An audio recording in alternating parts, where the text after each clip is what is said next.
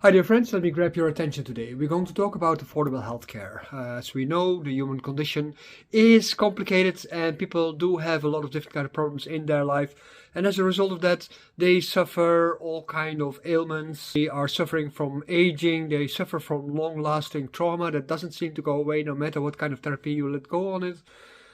And as a result of that, we are creating a sort of unhappiness and a built-in instrument for failure in our existence. But as a result, we age and become old and bitter and angry.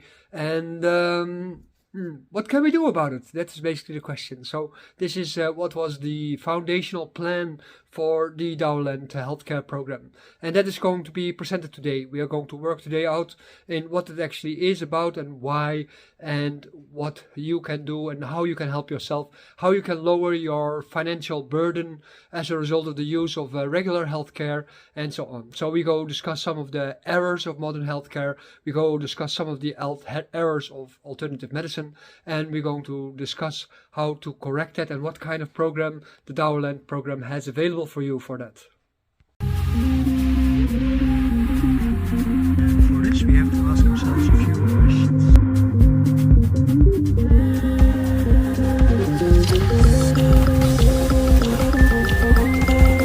And for this, we have to ask ourselves a few questions.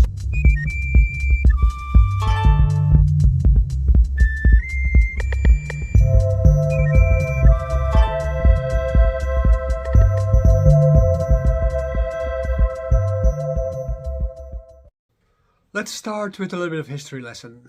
First of all, it has to be clear that humanity, from its conception about 2 million years ago, seems to have a form of care for itself and for its fellow human beings. There has been archaeological findings that show that even the earliest hominins were already taking care of the dead, but also that there was care for the elderly when they were no longer useful within their society because of trauma, damage, disease, and so forth and so forth. So as a result of that, we see that the compassion for our fellow human beings is essential. Altruistic attitudes are an essential part of being human.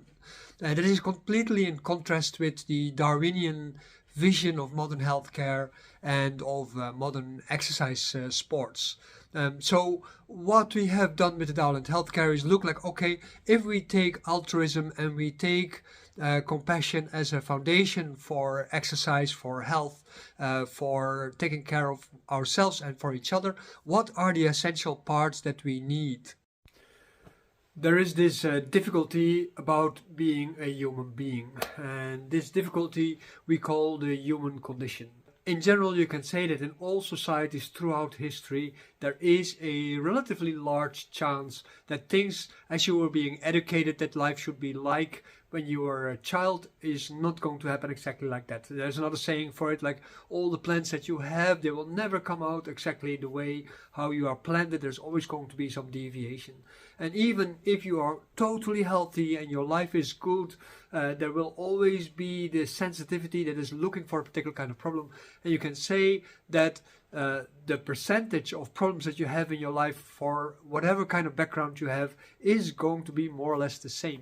If you are born though, or if you are in a condition where you are in problems, your health is damaged or for whatever kind of reason, there is also a likewise chance for growth and for change. And the whole point of self-care and healthcare both is that you take the opportunity to change yourself, that you're going to change the way how your bones work, how your muscles work, how your tendons work, how your body fluids work, how all kind of things in your body work. And this is what this is all about, because the human condition is something that is not static and is not fixed, but it is because of the accidentality of life itself. So what we have to do with healthcare, any form of healthcare, is make sure that the opportunity for positive change is going to be enlarged. And for this you need particular kind of methods and techniques, and these techniques are not difficult to learn. So let me explain a little bit more about that at this moment.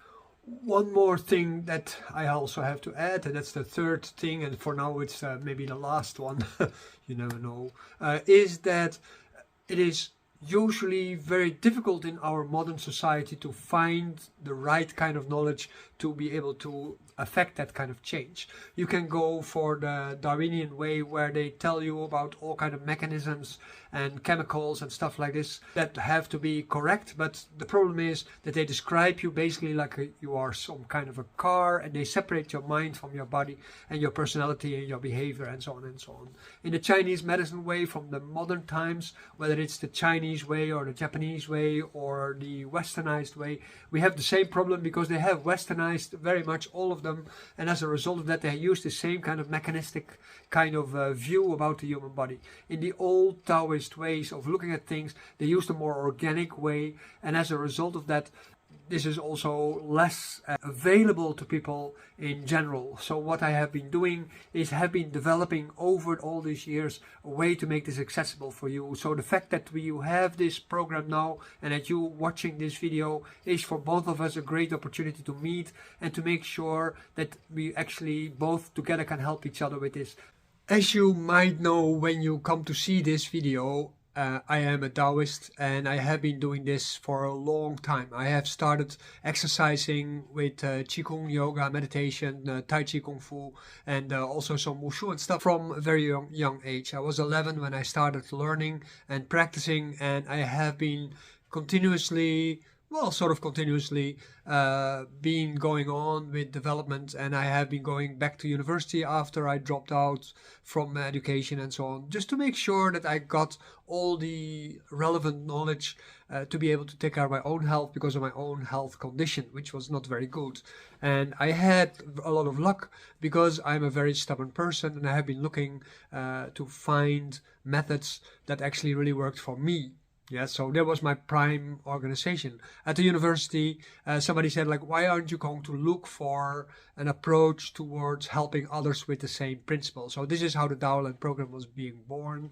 And there are aspects of it which I will talk about in another video, but in this video I talk about the healthcare principles of it. So I started giving courses online, I started making videos to give information and so on, to provide a basic service to you and myself and to other people, to make sure that that works. I have a school already for 25 years or something like this, where I teach Chinese medicine, where I teach Kung Fu, Tai Chi Kung Fu, Nedan Kung Fu, and I incorporated there my results from my translations from the Tao Tang and other Chinese classics and medicine classics, and I also add in there a lot of information that is completely contradictory towards what is generally going on in Western exercise and Western medicine as a whole. For instance, there is a particular way of how you comport your body in Chinese medicine that is alien to Western medicine at all, Western biology. Although in tensegrity theories it comes close to this kind of principle, but it's lacking something, and that is the holist approach to the mind, the body, and also our intentions and all kind of other factors that play a role in that. And this video is not about these kind of things, but it is about how that is being applied. When I did my research, and for this I became a Taoist monk, I lived in a Taoist community for 13 years, and I'm still part of that same community, and I live like a monk still. But in that kind of research that I've been doing since the time, I've been doing experiments with students, with clients, I came to the conclusion that there are, in Wudang Kung Fu, as part of learning Taoism, there are 13 different skills to develop super health. So let me explain what super health is. In the Chinese medicine classics, like in the Ben Cao Jing, classic of herbal medicine in Chinese medicine, it says there are 3 levels of health. This is basically what it comes down to. That is, you're very sick, you are on the way to mending, and you're reasonably okay, and there is the super healthy. The super healthy, this is of course my explanation of it. The super healthy are the ones that are on the way or already are immortal. So they need specific nourishment and feeding and stuff like this to make sure that that goes further than what it is right now.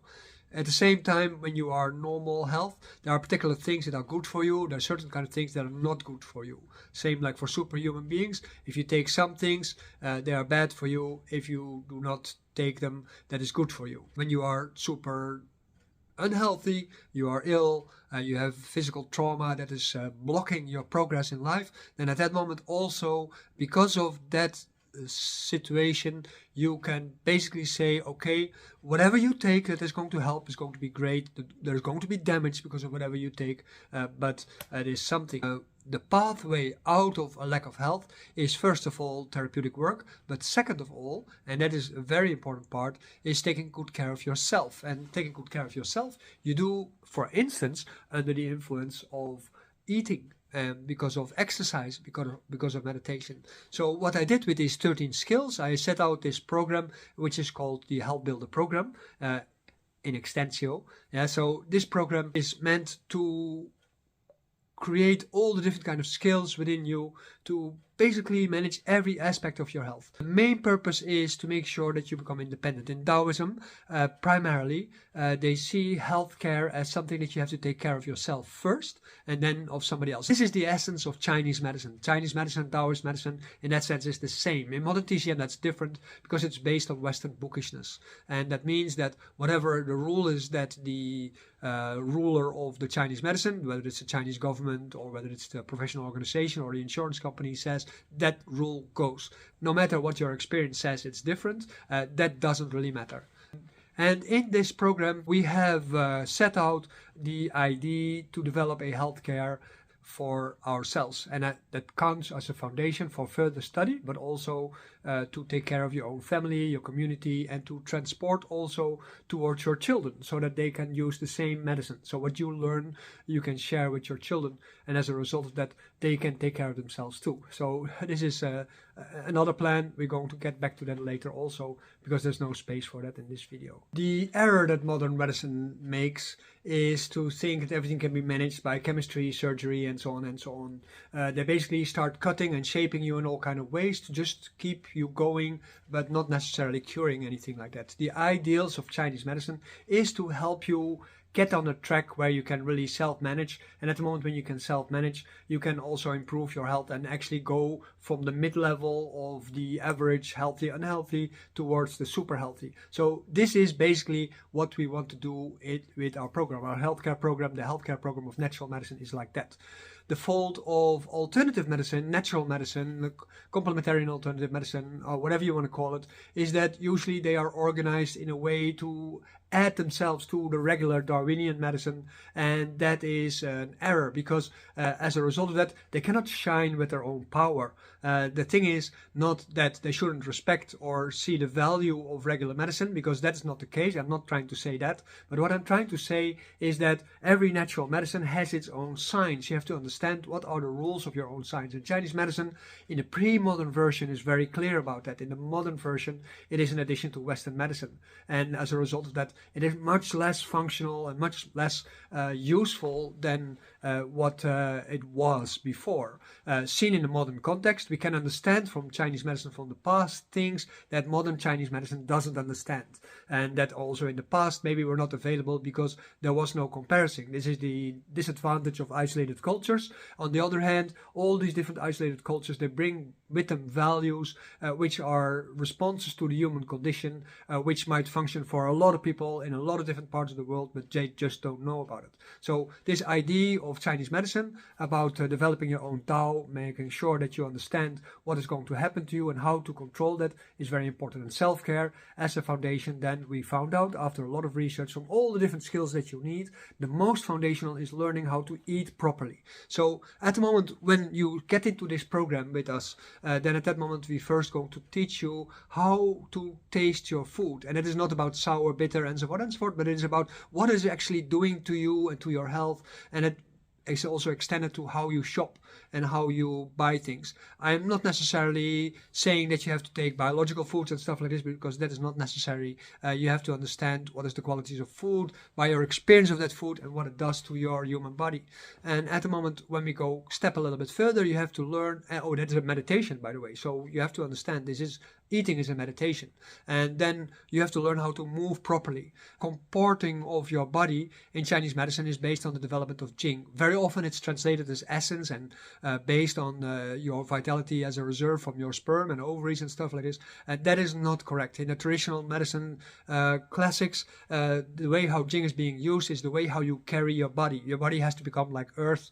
And because of being like earth, you are going to become stronger and healthier because the inner space of your body is going to be better and everything is going to be better aligned. In Western biology, the only theory that is being used that comes close to the concept of Jing is developed by Buckminster Fuller in that Sagrity theory. We talk about that in our bachelor program, but that is not the point right here. We are using some aspects of it to make you understand how the body actually comports itself, but it is more far-reaching than how they use it in biology, because there it is seen as a mechanism, like how you build a house or a dome, but in our case it is about how you build a human being, and that is way more complex. And the same with medicine, it is not a mechanistic process, it's an organic process, and therefore you need a holistic approach, and this is actually what we are doing. Then the third part, the second part, then when we talk about how to comport our body, to help our body forward, we also need to move properly, to make sure that we have the whole range of our movements available to us, but also that we bring this movement in harmony with breathing. And in Western medicine, they use a lot of an exercise and sports, they use a lot of breathing to make you stronger and make you more like a warrior and fighting and stuff like this. And here we take the approach of the scholar warrior, where you are going to take a calm approach. Your breathing is going to be fine, thin, slow, and so on, to make sure that you break that bond between your anxieties and your movements. So that's a very important part. And then the third part is the meditative part, that is namely how to learn to concentrate, to build your discipline, and to make sure that you have a foundation from where you can build on your health in general. So this is what it is all about. So healthcare needs these three things, and these are all things that you can do every day, that you should do every day. And as a result of that, live your life and actually do health instead of having health, because having health, of course, is an idée fixe. It doesn't really exist. You don't have health. You are not healthy. You are in a trend towards health, or you're in a trend towards death. That is basically the choice that you have in life. And all these courses can be done in at most half a year time. It depends, of course, on how disciplined you are, because you can take a longer time for it if you want to, but you could do it in half a year time. And then at that moment also, you're going to be definitely physically ready after you've completed this course, whether it's in half a year or a longer time, you're going to be ready to maybe take a next step. The first priority for you as a human being is to bring down the cost of healthcare and to make sure that you are liberated from the suffering that your health problems give you, and as a result of that you can feel more free, disciplined, you feel more comfortable with the things that you do, and you will be able to achieve your goals much easier. Mind you, people who do not feel well also get more cringy and they become more angry, and they're working with their elbows to make space for themselves, to have breathing space, so they are not very nice very often to other people. Bless you if you are kind, if you have a problem. But at the moment when you look at these things, you can say, okay, because of feeling healthy, automatically you feel so much more elevated and you feel so more free from your burdens, and as a result of that you can be nice and kind and friendly to everybody, and you can appreciate the willingness to take care of yourself, and that is and how that actually helps you to be kinder and nicer and more helpful to your fellow beings. So this is the ultimate goal, of course, of the course, is to free you from your burdens, to make sure that you have a good relationship with your environment, and that you can grow as a human being to whatever you want to become, unless when you want to become general in some crazy army, then you don't have my support. So I hope this video is very helpful for you. Of course, I implore you to sign up. In the bottom below you will find the links towards the program, towards our website, and towards the course. I would advise you to check it. I have to remind you that this is a good investment. You're investing in yourself, but you're also investing in your family, your kids if you have them, but also in your friends, in your co-workers, in your bosses even, or the company that you have. Whatever kind of circumstances you are in, your improved humaneness as a result of better health is always a power through which you can succeed in life and make people follow you.